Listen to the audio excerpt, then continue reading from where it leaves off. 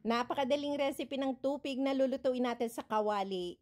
Nagkayod lang ako ng buko rito at maglalagay ako ng 2 cups ng glutinous flour, 1 cup ng asukal, budbura ng konting asin, haluin at maglalagay din ako dito ng 1 cup na gata. Dahan-dahan lang natin itong ibuhos para makontrol natin ang consistency ng ating gagawing galapong at kapag ka ito ay nahalo ng mabuti, lagay na natin ang kinayod na buko.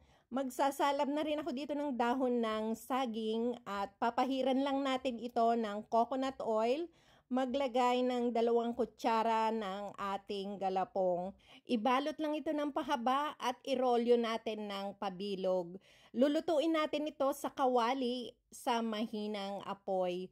Huwag nating kalilimutang takpan para mas madaling maluto ang ating tupig sa kawali. Huwag kalilimutang i-comment sa ibaba kung taga saan ka para alam ko kung hanggang saan umaabot ang aking video recipe. At kapag katuluyang naluto na ang ating tupig sa kawali, ihain lang natin ito.